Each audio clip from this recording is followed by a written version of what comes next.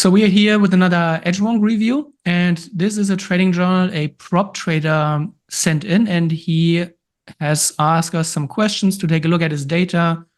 And specifically in his prop trading journey, he wants to focus on increasing his expectancy, so the value per trade, and he also at the same time want to reduce his drawdown on his account, which is essential for prop traders so that he doesn't breach his challenge rules. I'm here once again with Moritz, my co-founder with Edgewonk. Hello, Moritz. Hello.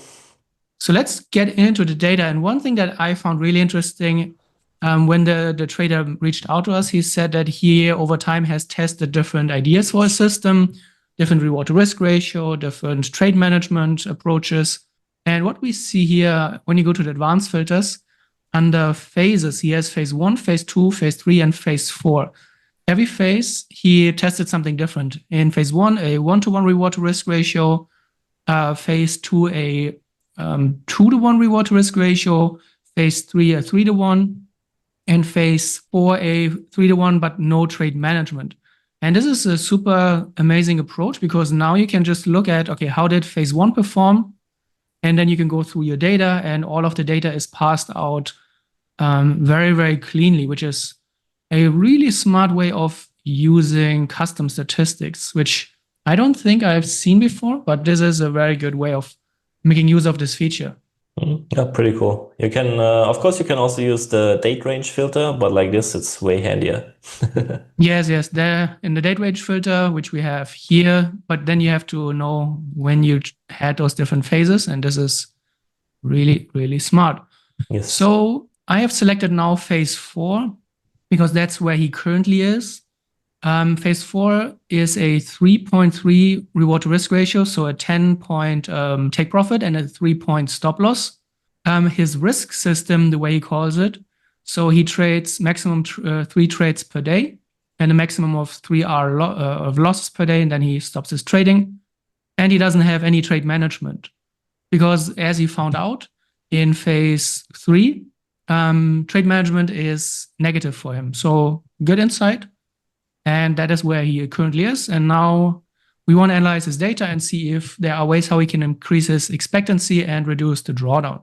When we look at the equity graph, it looks very solid, whereas phase 1 and phase 2 were very choppy and more or less break even. This one shows a very good edge. So when we talk about expectancy, there are 2 levers that you basically have to increase it. It's the win rate or the reward to risk ratio. And those are the 2 metrics that impact your expectancy. So looking at the win rate, it's at 35%, and his reward to risk ratio is at 3.08, so 3-to-1 reward to risk ratio, which gives you a profit factor of 1.6, which is really good. When it comes to, let's first look at expectancy maybe. So how do you increase the win rate? Reducing losers, so getting your win rate up means not having as many losing trades. For that, what we do is we go to our chart lab, and then we look at your trade comments. It is here, trade comments, especially at the entry comments. There's only 1 trade versus 93, so only on 1 of his 94 trades in phase 3 he broke his rules, which shows amazing discipline, very good trade execution, high trade quality. But also it means there's not a lot of room for improving when it comes to discipline.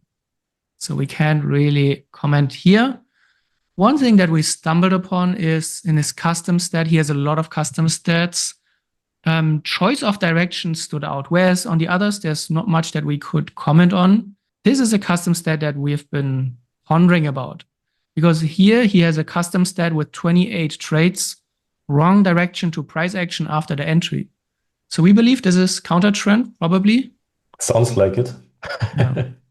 So when he's taking counter trend trades, there's not even a single win. 28 trades, 0% win rate, and a pretty high loss, right? So almost 50%. He could have improved his performance. Unless we understand something incorrect, this is definitely a statistic that he should investigate. This is a major outlier. If this is counter trend, it means counter trend trades are not working out for him. And that could be a boost to his win rate, right? If he maybe stops trading counter trend or improves how he trades them. I mean, If this is really counter trend, the statistic is so obvious, with 28 losers out of 28 trades that just stop doing it. That would push your profit factor above 2.5 probably. Pretty easy fix, pretty amazing fix.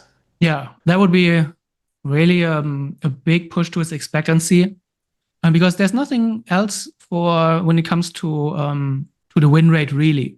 We could look at his exit analysis, because the other way how you would increase the expectancy is by having larger winning trades. But we looked at a trade exit analysis. So how do you take your and how does the price behave during the duration of your trades? So when we only look at the winners first, and what we see here, especially when we open here this new statistic panel, when we only look at the winners, his average updraw on the winners is 231%, which means that the price generally overshoots his take profit quite a bit.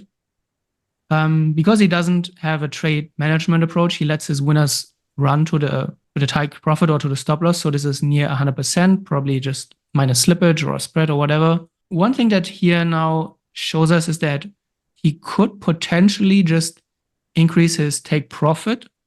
That way his winners become larger. Of course, there are now a few questions. How long does he measure the updraw? Is it until the end of the day, which would then increase his holding time, introduce other risk factors? So that's something that the trader has to figure out. If he tracks it until the end of the day, is this something that he's willing to do? But he doesn't have to 3x his take profit. He should do it gradually, right? How would you go about this? Yes. For me personally, I would do some calculations here, maybe with the alternative strategies, or I would simply make an eyeball guess here. Some trades, obviously, one trade went to 7R or 700% of his take profit, but then a lot of them, the other ones, they didn't pass the 200 mark. So maybe I would do some calculations with 150%. So you multiply your take profit by 1.5 and then go into alternative strategies and see how that would have performed for you over the last 50 trades. And then you have a clear statistic which one performs better. But from looking at these trades, I think 150 would perform better. 1.5, yeah. Mhm. Well, Yeah, I would makes try that sense. first. Yeah, so you go to the alternative strategies, and then you go through those 33 trades one by one. The trader does have screenshots, so it's a very simple process. And then you just note down the outcome for each trade. What would have happened if you extended your target to 150% of the original one? Yeah, because the stop losses, so this trader trades the ES and he's having a 3-point stop here in phase 4, which is already really tight. And you can also see that from the stop losses. A lot of them, the winning trades almost reached his stop loss, so I don't think there's a lot of wiggle room there. Yeah, stop wise, he's already close to it. Those trades could have reached his stop loss just as easy as his take profit. Yeah. One thing that's going to happen if you extend your take profit to, let's say, here 150%, some of the winners will become losses. That's something that we definitely have to keep in mind, because it means that his drawdown will be impacted. We're going to take a look at his drawdown in a moment, since that's something that he said he wants to work on, which makes sense as a prop trader. So that's something he has to figure out. But yeah, slowly, gradually testing how would this perform, and then you can do phase 5 to see how it actually performs. But yes, that's definitely something that he should consider. Let's actually go to the drawdown. Let me get rid of the winner filter. And then we go to your drawdown. No, to the consecutive here. This is what I was going for. He has 1 6-trade losing streak. He says his goal for his strategy is to keep the drawdown under 7R. So he's almost already hitting here his limit, his goal that he's going for. So increasing his take profits will probably mean that some of the winners will become losses. And that way he's going to easily hit the 7R. Yeah, I think we should do a bit of a reality check here by going to the simulator. Yep.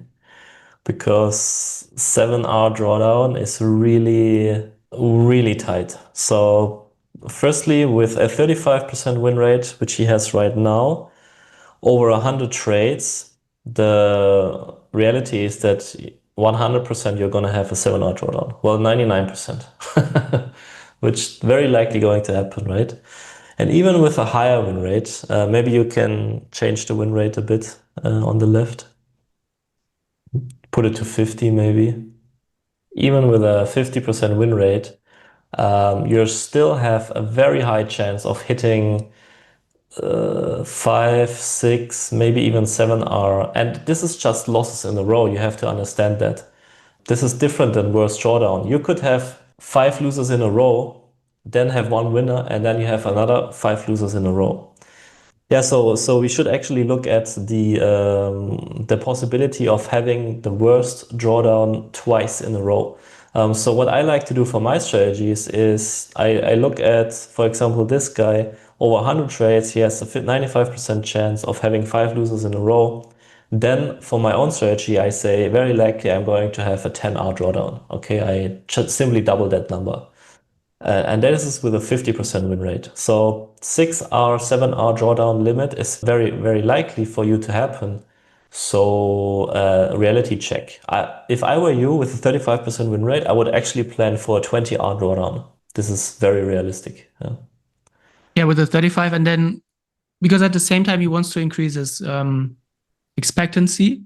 So that's going to be really hard if you're working on increasing your take profit size. As we said, most likely your win rate is going to drop even further. So those are really conflicting, or you can have both at the same time. So it's really a decision you have to make. But looking at if you are a prop trader, you are limited by the rules of the prop firm. So if there's a strict drawdown rule, then this is your priority. It's different from, and he did mention it, that he wants to trade his own capital. So that changes everything pretty much, because suddenly you're not bound by your prop firm rules, but by how much losses you can take mentally and still perform best. So it's a balancing act that you have to go consider here. As a quick side note, the way I do it for my own strategies outside of prop firms is 20% drawdown is the maximum drawdown that I want on my trading account, and then I always account for that with dissimulation, right? And then I adjust my position size accordingly. So with a 50% win rate, roughly, you want to have a position size of 0.5% of your account balance. That way you make sure you never hit that 20% drawdown, because after 20%, you need 25% to make it back, and it just gets worse after that. So this should be the threshold for most traders. Yeah. So it's a super interesting journal with very interesting questions and challenges that the trader is currently facing. But the systematic way that he has set it up and that he's already found out, the 3-to-1 works for him quite well. No trade management is the way to go. Now it's balancing the other parameters of his system. So I think those are very important points that we've raised. Test around different take profit approaches. Stops, probably you don't have a lot of wiggle room there. See how different stops impact your win rate, how that impacts your drawdown and your losing streaks, because those are all interconnected. I think overall, solid journal, very good trader. He's asking the right questions, and now it's just about making the next step, testing, experimenting, seeing how he can achieve his goals. We'd be very happy to do another follow-up, maybe phase 5, once he has another 30 to 50 trades, and reevaluate how he's doing. Thank you, Moritz, for being here. Very nice journal and very interesting deep dive.